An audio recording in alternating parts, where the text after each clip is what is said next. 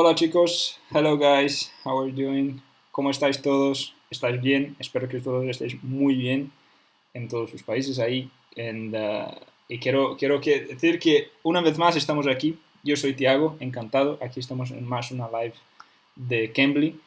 Y bueno, antes de empezar, quiero dar unas noticias muy buenas primero del sorteo que estábamos haciendo, ¿vale? Para todos los que estáis aquí, que estaban participando en el sorteo, en Instagram ya tenéis los ganadores para el sorteo, ¿vale? Entonces, vas ahí, después de la live, podéis ir y buscar quién ha sido el ganador del sorteo.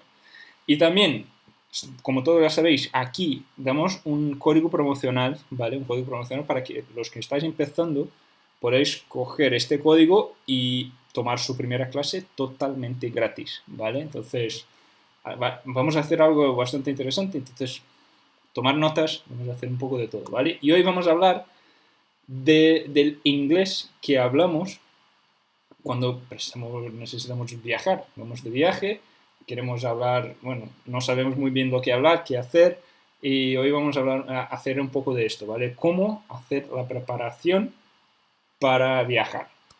Y nada mejor que una de nuestras tutoras que tiene mucha experiencia tanto en clases, porque es profesora de inglés aquí con nosotros, y también trabaja con turismo en Londres. Entonces va a ser muy interesante y espero que os guste. Si queréis poner un like aquí abajo y dejar los comentarios aquí al lado, ¿vale? And so, let's switch to English. And so Sophie can now talk and interact with us. So, hi Sophie, how are you? I'm very good, thank you. How are you? Very good, very good. Now it's better. Now much better now. Introduce yourself a little bit. Like, tell a little bit about yourself, your story, where you're from. So, introduce yourself for everybody who's here watching us. And Absolutely. So I'm Sophie. I'm from the UK. Right now, I live in London, and I have done for the last 6 years.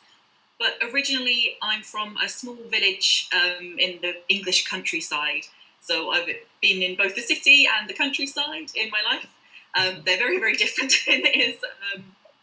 I've been a tutor on Cambly for a few months now, but I also work as a tour guide in London. So I take people around the city. I show them all the sights, all the attractions, which is why we're talking about tourism today. Yes. Because it's a sector I've worked in a little while now.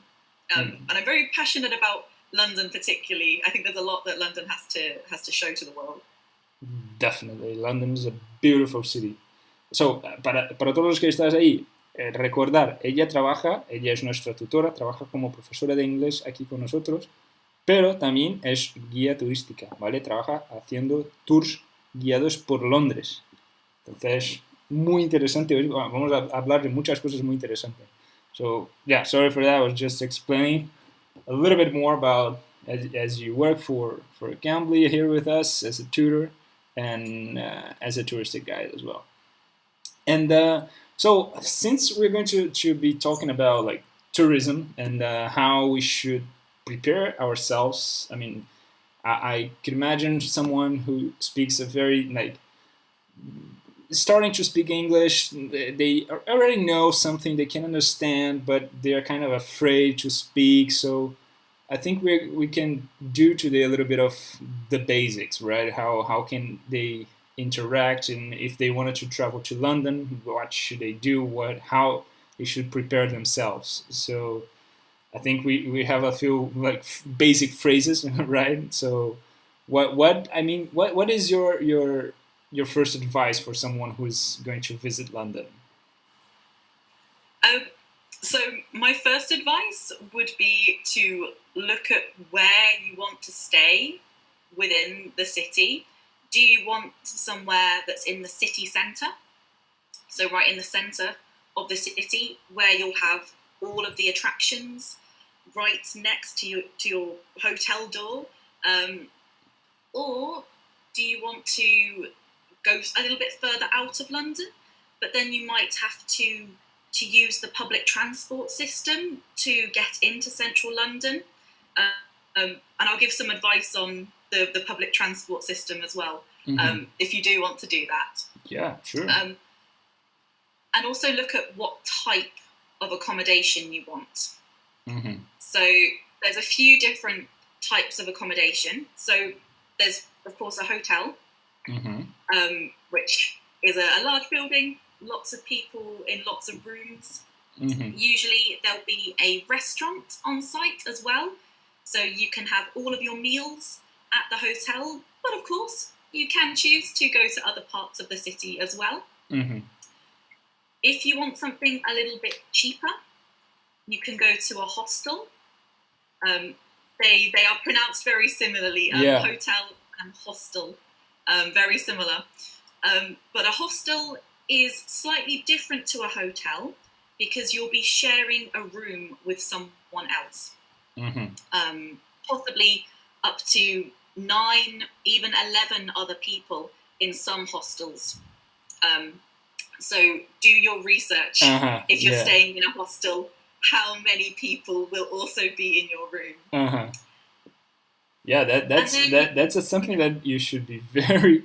If you like privacy, I think you should be definitely worry about it and research about hostels, because I myself went to a hostel that I didn't know about it, and I shared the room, I think with 12 people, I think. So I mean, it was cheap, it was okay, but if you like privacy, and you should research a little bit more. Exactly. And also with both hostels and hotels, in London particularly, some of them are above pubs or bars. So if you prefer a nice, peaceful, quiet night, that's probably not best for you. Yeah. But usually you can find out in advance if it is a hotel or hostel that's above a pub.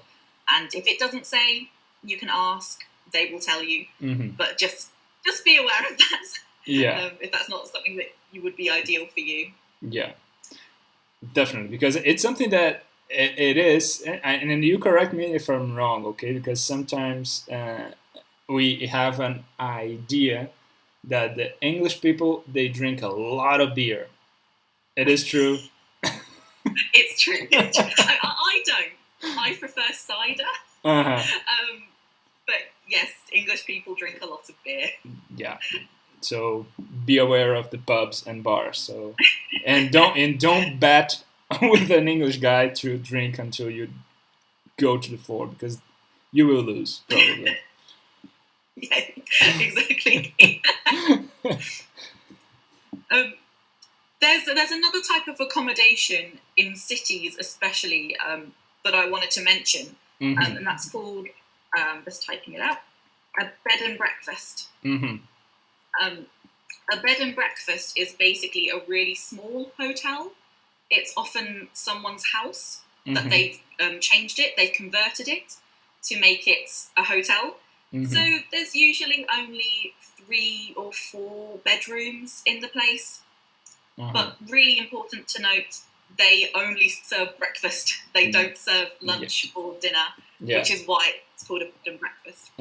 You might see it shortened to a B&B. B&B is very often called. Yeah. So if you're staying in a city, those are usually your choices: a hotel, a hostel, or a bed and breakfast. And there are a couple of other choices if you're going to other parts of the UK. So you can also, I'm going to put the full phrase here. All right. Rent a cottage. A cottage is quite an unusual word. Yeah, I didn't know about it. Yeah, it's interesting.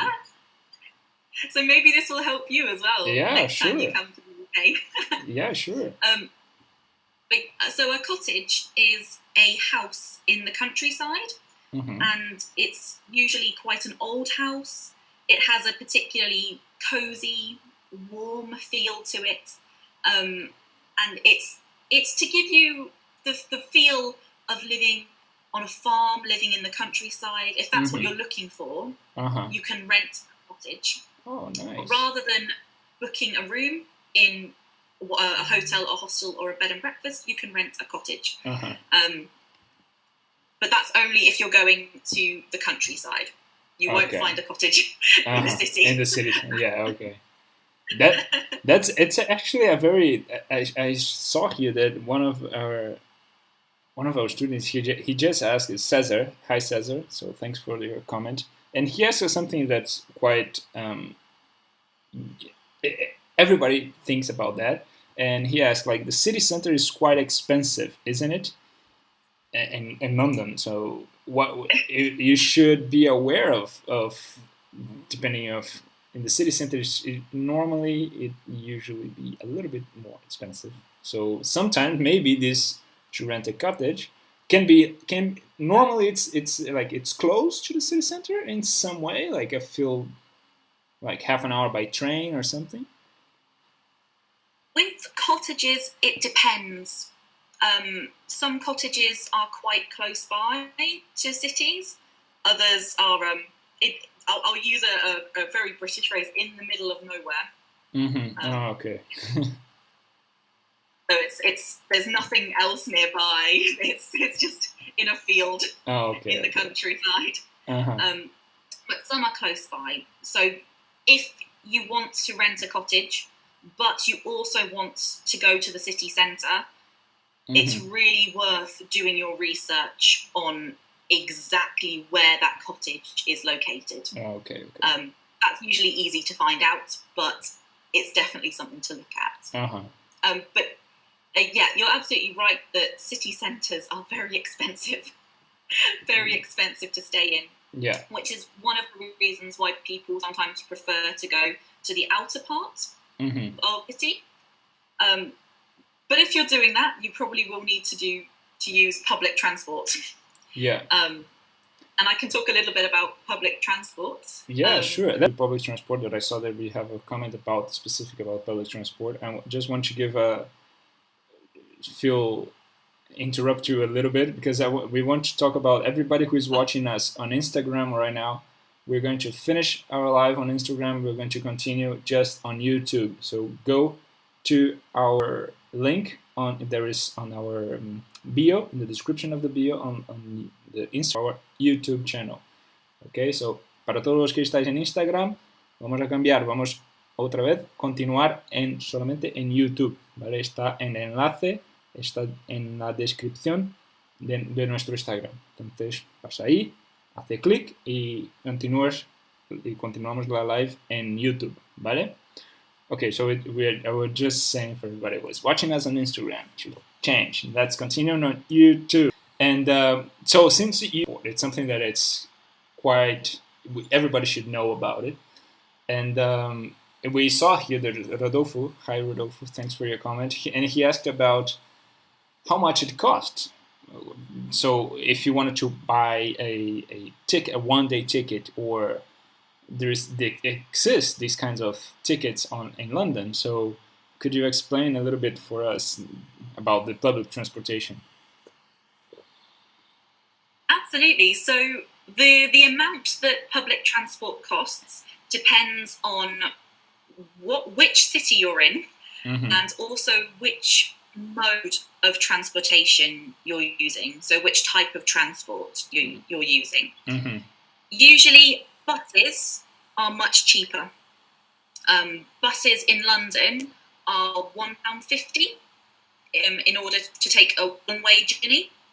So you can say either one-way or single to describe a journey that is just from one place to one other place. And then if you want to go to another place and you want to come back, we would call that a return. So when buying a ticket, and this goes for all around the country, all mode of transportation, apart from the exception I'll explain in a minute, you would ask for a single ticket or a return ticket, depending on where you want to go. In London, you've also got the Underground. which are the trains that go underground. We call them the underground, but we also call them the tube. Oh, interesting. The tube is a nickname. Nice. And yeah, it's basically a train that goes underground, goes all around the city centre and some parts of outer London as well. Now, I said there was an exception to paying with a single and return ticket. In London, we also have something called an Oyster card. An Oyster card, it sounds a bit strange. An oyster itself is a seafood, comes in a shell, you eat it, but that's not what an Oyster card is. So an Oyster card is a little blue card, and you top it up with money onto the card, and then you use that card to pay for your travel around the city. And you can use that on buses, you can use that on the underground. Using an Oyster card is cheaper on the underground than buying a ticket. So I would recommend that if you're going to be using the underground a lot, use an Oyster card. Don't buy tickets. It will save you so much money. And then in terms of how expensive it is, it also depends on how far you're going. That's the reality of it. How far are you going? Question that everybody should ask, and you should know where you're going to stay, and then you should prepare yourself about the public transportation. Exactly. They will have information about all of the locations nearby. You can get what's known as a tube map in London. A tube map is a map of all of the different underground trains. So they're pretty. You can also download those in advance, so you can plan your journey before you even get to the UK, which can be useful as well. Once you know which hotel or hostel you're staying in, if you know which the closest underground station, it can be really useful to look at the tube map and say, okay, so which places in London are easy to get to from here? Because some are easier to get to than others, depending on where your hotel is. Yeah, very aware of if you're going to need the tube or the buses, right? Or if you ride in the city center, maybe you don't need neither of those. You just go walk.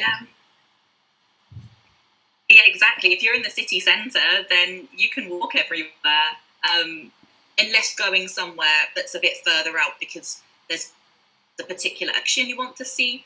But most things are in the city centre. A lot of people ask me about taxis. So a lot of people ask me about taxis. So I just wanted to talk about taxis for a second. Yeah, sure. I wouldn't really recommend getting a taxi all the time because London's roads get very busy during the daytime. So it's actually usually quicker to go underground than to take a taxi. And taxis are very expensive in London. So maybe do it once for the experience of having gone in a London taxi, or the black cabs, as they're called, cabs. But yeah, I wouldn't recommend doing it for every single journey. It's not worth it for every journey. Yeah, definitely. I think it's very good, as you said. I think it's a very interesting experience to be in a black cab and like have this experience. Most of the countries that all of the countries that we work with the Hispanic countries, we drive on the it's streets for us and for you guys. So it is a different experience for at least just have a cab and see how it's going. But as Sophie said, it is quite expensive, so be aware of that. Yeah, exactly. Don't do it all the time. Yeah. Unless you have lots of money. That I just saw here that Rodolfo, he asked it again, so thank you, Rodolfo. And he asked how it is easy to rent a bike and do like walk around with a bike. Do you recommend something like that? Yeah, so it depends on which city you're in. But in London, it's very easy to rent a bicycle. There are these that are all around the city. Officially, they're called this name. They're called Santander bikes. Everybody has a nickname for them. We call them Boris bikes. Boris bikes. And the reason that they're called Boris bikes is because Boris Johnson was the mayor of London at the time when this was brought in. So they got named after him. So he more likely to the term Boris bikes than Santander bikes. Yeah, Santander is because of they're very the name of the bank, right? Yeah, we have the Santander Bank in lots of places in the UK, and they've sponsored the bikes. Oh, okay. Which is why officially they're Santander bikes, but nobody calls them those. Okay. Oh, that's good. That's good. Perfectly. I prefer Boris bikes as well. Like Boris bikes is much better. It's more fun to say Boris bike. Yeah. So you recommend for everybody who or at least like rent for a one day and like go around with a Boris bike. Yeah, so it doesn't have to be for a day. You can rent it for as little as an hour. I would have to double check the prices, but I believe it's £2 for an hour.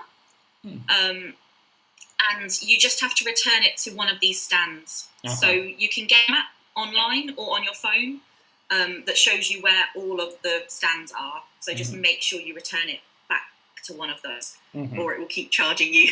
Yeah. But those are all around the city centre, so you'll very easily find another one. Unless you manage to leave London. Yeah. I have trouble. Definitely. So that's interesting actually to ride a bike. So if you're able to ride a bike, do you have like probably here in Spain now? I would say like we are having like thousands of those electric scooters.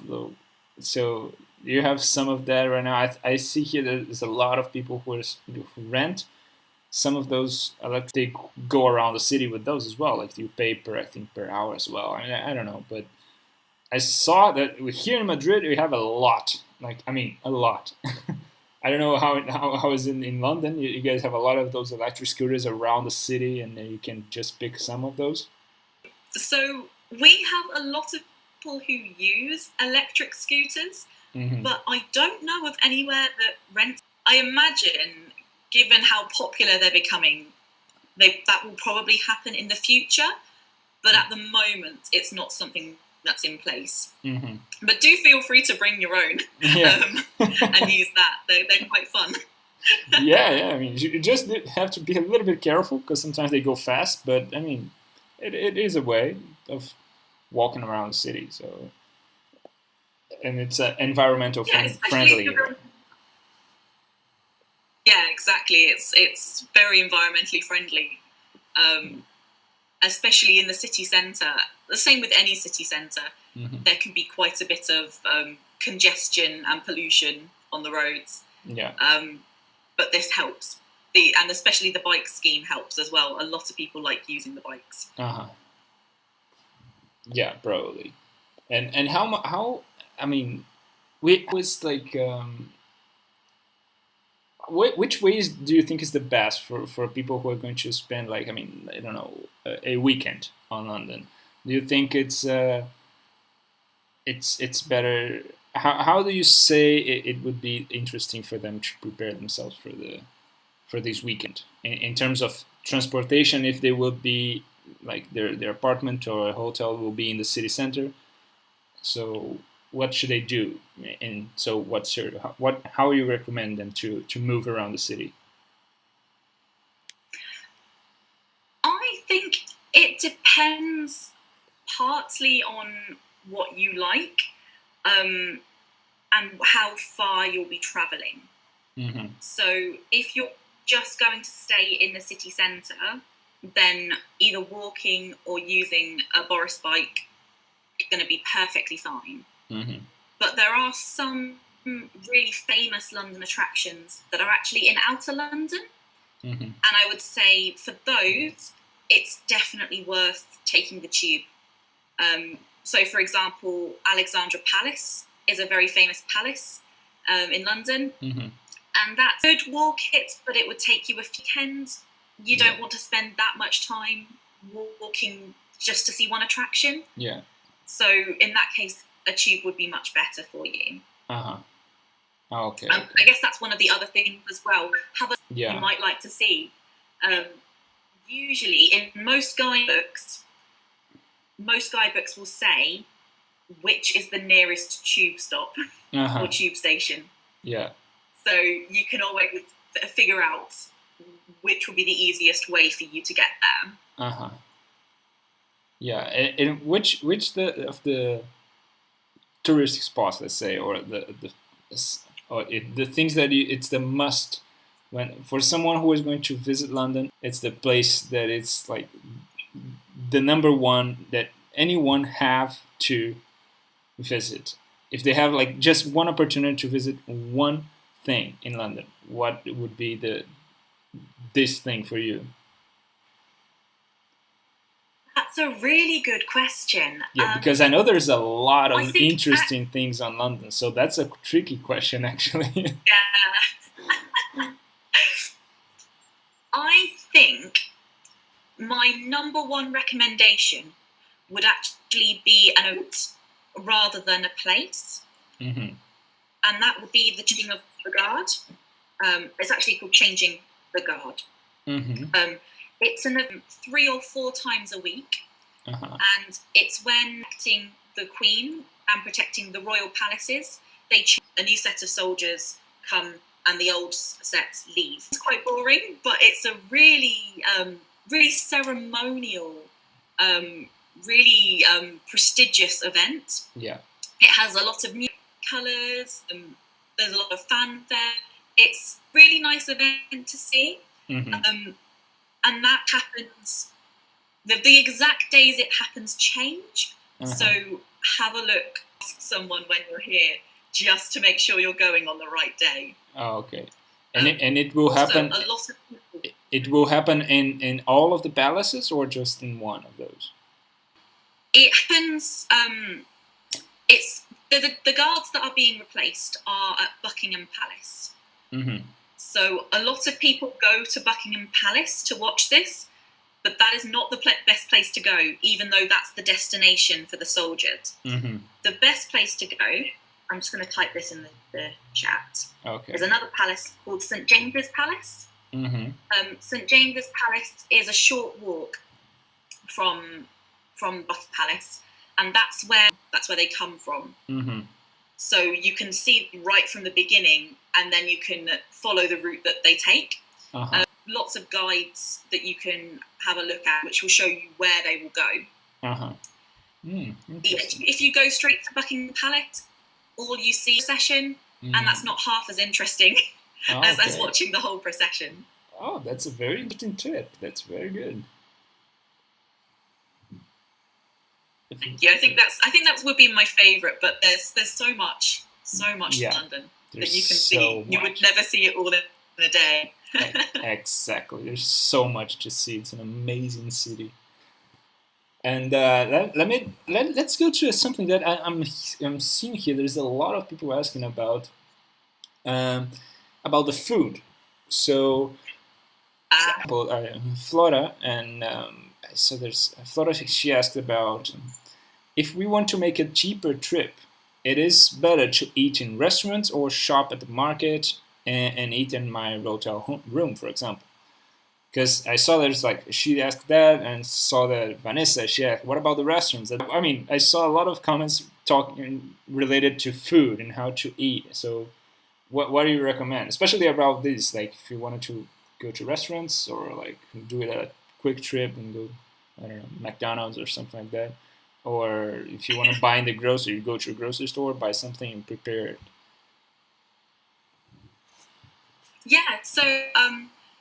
So just quickly, just before I answer that question, I'm just going to point out that there are two different types of accommodation that you can get. And this is relevant because this will change what type of food you can have. As well. So you have all-inclusive and you have self-catering. So all-inclusive means that all of your food is already included in the price of your holiday. And you can, of course, go to other places to eat, but you've already paid for all your food. So that would be an additional cost. Self-catering places often include some kind of facility to cure food. Maybe not an extravagant 5-course meal, but something basic. So you can save a bit of money that way if that's something you're looking to do.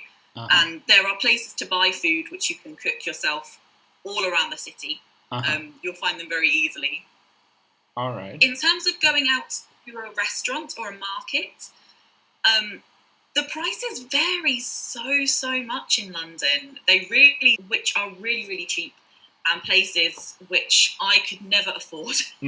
In my wildest dreams, I could never afford. So you can save a bit of money at certain markets, but some of the markets are really popular. So they hike the price up a little bit. But you certainly can get more variety at a market. Markets is that's one of the things I will show. If there's not a menu on the door, just go away because it probably will be expensive. And there's some things that like as you said, there's something that we could not even think about. I would not be able to afford that. I mean, because sometimes I remember that I saw once that I think it was like the entrance was worth around like just the entrance. It was I think it was £100 or something like that. I was like, what? Wait, what? No. I'm going away. So it is. There's a lot of. There are definitely places like that. Yeah. So you have to be prepared and aware for that as well. Yeah, exactly. Places that are not like that. Yeah. But you just have to be careful that you check that before you agree to eat anything there. Definitely. Yeah, because normally it's that thing.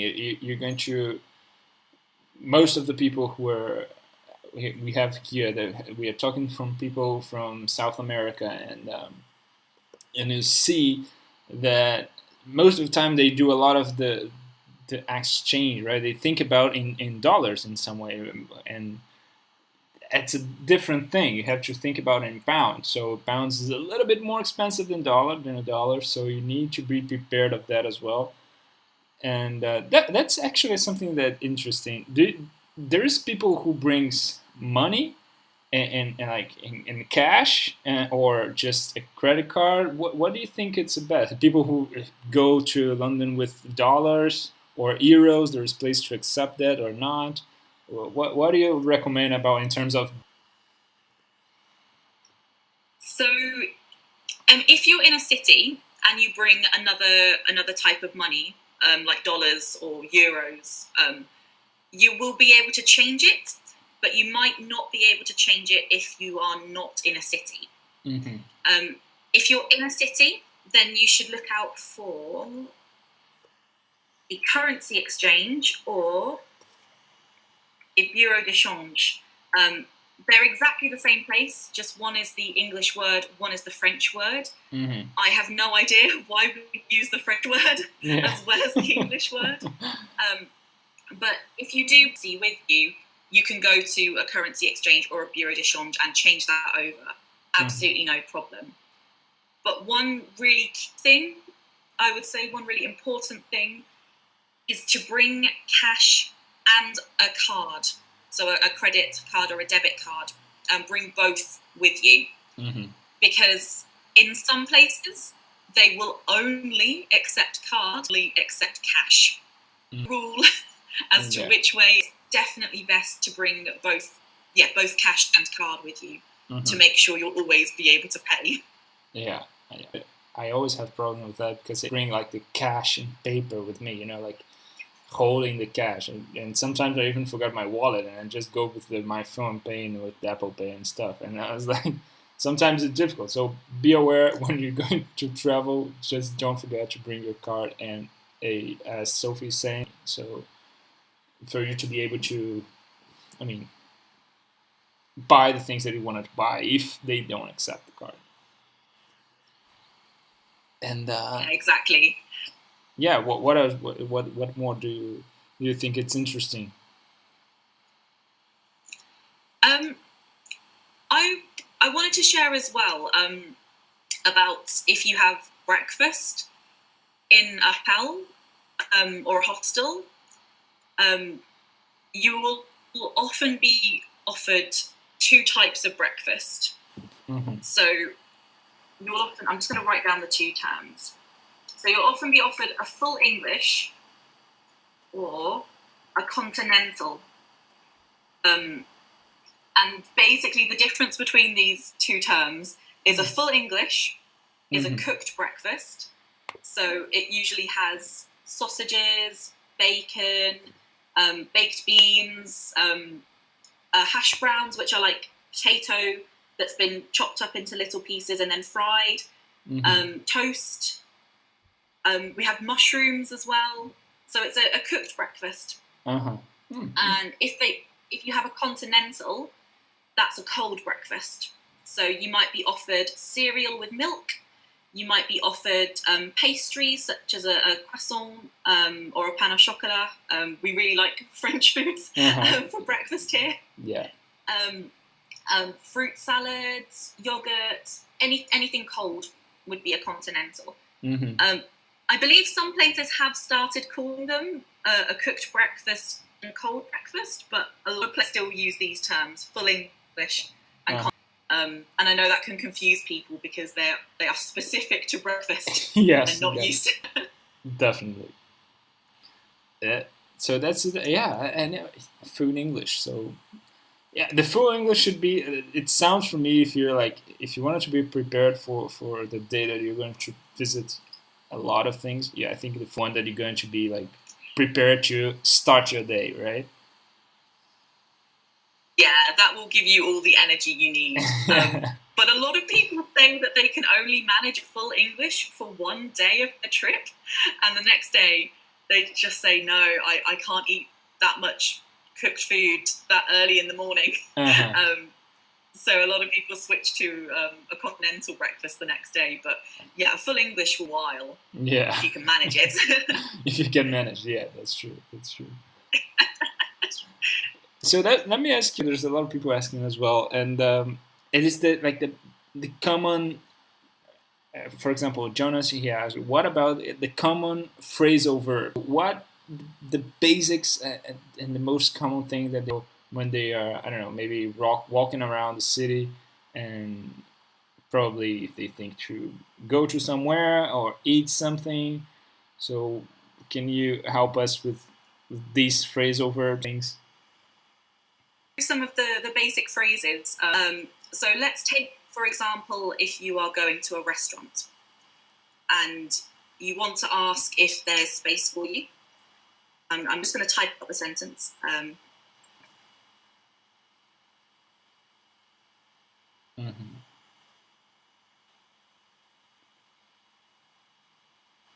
So you would ask, do you have a table for people? So do you have a table for 3 people? And hopefully they'll say yes and ask you to follow them. At the end of the meal, when you want to pay, can I have the bill, please? So the bill is the piece of paper telling you everything that you've spent. Some places actually ask you to pay up front. So they ask you to pay before you actually eat the meal. But generally places will tell you if that's the case when you're there.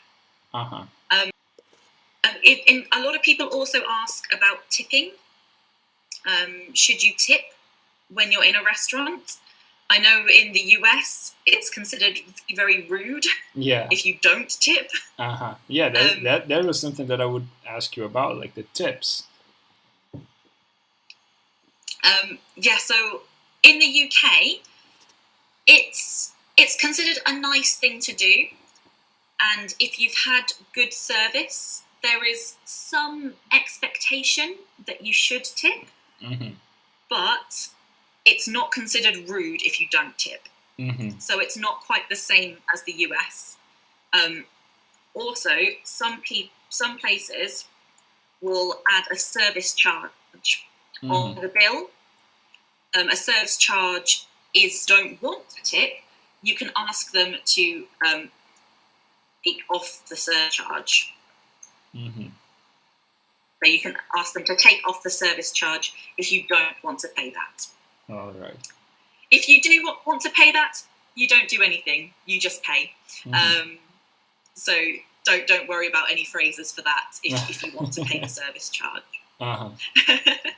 And when they are now, think about they are living in the restaurant and they want to go to, I don't know, the Buckingham Palace. So what the basic phrases that they need to know? Like, so I'm just going to write a couple of phrases and I'll send them through in the chat.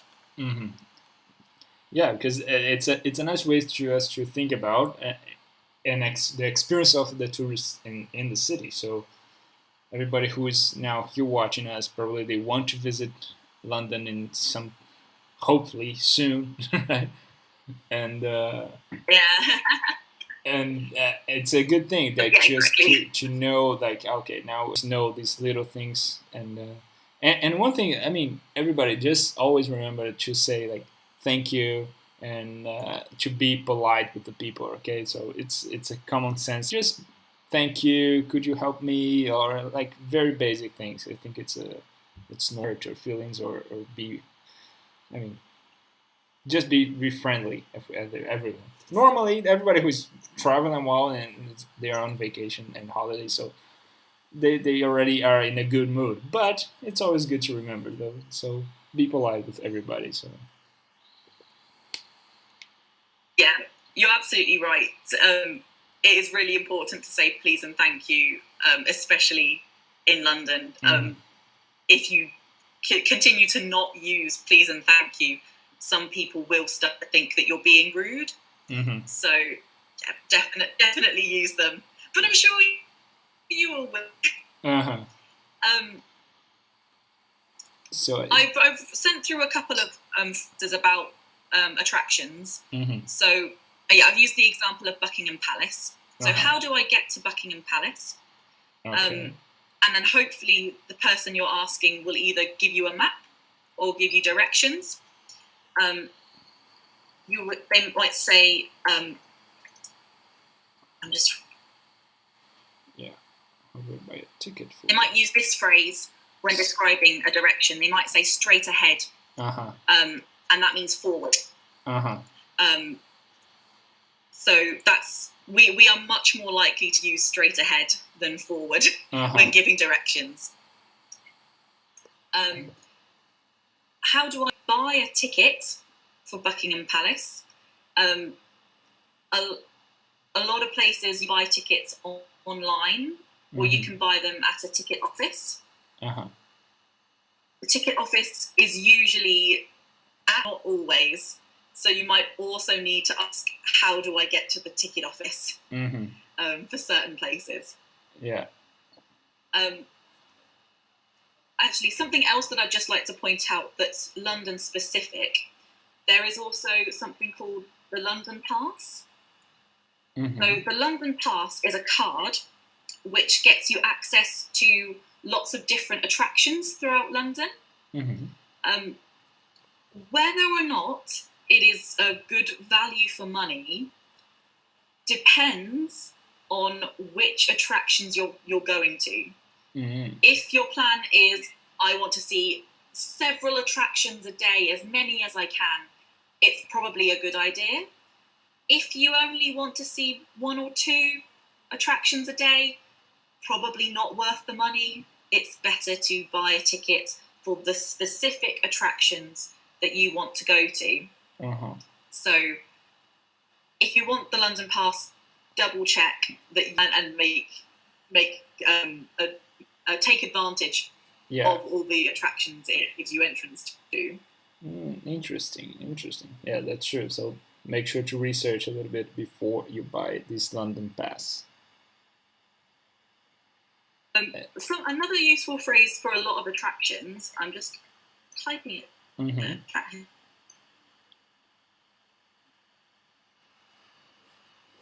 Yeah, so can I bring something in? So it could be, can I bring a bottle of water in? Can I bring a penknife in? So there are many attractions throughout London where you will need to go through a security check before you're allowed in. And different attractions have different rules on what you can bring in. So you can ask, can I bring a bottle of water in? Can I bring a penknife in? If you know you have something on you that might be picked up and you might be asked to leave it behind. One really important one that I just want to bring to people's attention, because a lot of people don't know this, is something you'll be checked for is pepper spray, which is like a defense spray. That you spray it in people's eyes as a defense if you think that they're going to attack you. I know a lot of people like to take pepper spray with them. They go into a new place and they don't know how safe it is. But pepper spray in the UK, so you get in a lot of trouble if you found pepper spray on you. So bring to the UK. I didn't know about it, and that's true. A lot of people don't know. So yeah, don't bring it with you. I mean, in reality, if you are from another country and you have pepper spray with you, the police will usually realise that it's just you didn't know that law, but you can get in a lot of trouble. So don't bring it. Yeah, definitely. Forget about it. That's true. So let me I would like to. A lot of people are thinking, and since here, since we are in Europe here, we already passed a lot of the things that we deal a lot of the coronavirus, but it's a big thing in the UK, here in Spain as well, and things are starting to get better. And when we watch through the South America, for example, talking to here as well, and sometimes they are still in the growing number. Like you see that the charts and the statistics are growing, and they look at Europe in some way like, oh, this will pass. It's something that they already passed with. It was, but the things are starting, thankfully, to get better. And can you talk a little bit about I mean, these, at least the basics for everybody to understand how the things are going, and how, if it's still in lockdown or not, understand how London is in this situation. Yeah, so London is still not accepting tourists. Well, the whole UK is not accepting tourists, but we are slowly coming out of lockdown. So as of 2 days' time now, in two days' time, we'll have more places opening. So non-essential shops are allowed to open. So like clothes shops, makeup shops, that kind of thing. Pub and restaurants will also be opening. So we're starting to get there, starting to get more things opening. At the moment, there's no set date for Britain opening up to tourists again. But if this goes well, it's opening up pubs, restaurants, and non-essential shops goes well, then it should be pretty soon. Our tourist season is over the summer, so I think there's a lot of people keen to be able to open up in the summer. Yeah. Of course, we have to take people's safety seriously, so we won't open up if we don't think it's safe to do so. Yeah. But there is hope that it should be soon that we can open up again. Hopefully we'll have exact dates in the near future. Yeah, here in Spain, for example, we're going to we opened the non-essential business last week, and things are like probably 1 week ahead, or maybe from what you guys are doing. But the things are starting to. We're still in a lockdown, but it's not so strict anymore. So you were able to go out on the streets, so you can walk around. You're not going to stay on your. I mean, you can go to a park and just be there, just a little bit in the specific hours of the day. But the things are scoped that everything will open. I think in the beginning of July, they will open the borders for at least for for European countries. And so I think it's by the first week of July. So yeah, I think we have hope that everything will be normal again. Yeah, I think it will definitely go back to normal, but it's exact. I believe the UK has been about a week behind Spain in terms of changing things, roughly a week behind. So if you're able to open up to tourists around July time, hopefully we'll be able to open up about a week or so later. Yeah, we hope so. I think we need to get back to the normal, but with safety first. I mean, we have to be careful with all these pandemic things. So yeah, I mean, I think it's we talked a lot about a lot of different things, a lot of different interesting. Everybody who is watching here, we have a lot of things. So make sure some of in the comments here as well for you guys to take notes, because there's some very interesting tips, very good. And I mean, do you want to say something for everybody to say it like at the last goodbye? I don't know if you want to say that. Leave us with something. What do you would say? Yeah, well, I've really enjoyed doing this. It's been great to answer people's questions, especially about what would be helpful for them to know when coming here. So I've really enjoyed it. I've enjoyed talking to you as well, Tiago. And thank you everyone for your questions. I'd be happy to answer any more questions, but I'm aware that we're kind of at the end of end of time. Maybe we can do even more. We'll do more of these live chats. If you guys have any questions, just let here in the comments. We will answer those. But if we do one more live then. And if you guys wanted to have use this code that we are often here for your first class, we put the Sophie link in our description as well, so you can just click here and schedule a class with her. Okay, so make sure to use this code, schedule a class with her. You can chat a little bit about it, and she can teach a lot about the British English and London in general. So yeah, I think it was a pleasure to have you here. Thank you very much, and we will be in touch and maybe talk. Thank you for inviting me, and thank you everyone for all of your questions. That was Hope nice. you all have a lovely rest of your day wherever you are. Yeah, sure. And everybody keep asking, keep putting questions, and keep putting comments, because we're going to answer those on the comments before, and you can use all these ideas to bring more content for you. Okay, so please continue to put that. Thank you guys very much. Muchísimas gracias a todos. Thank you, Sophie, for your time, for being here with us and answering those questions.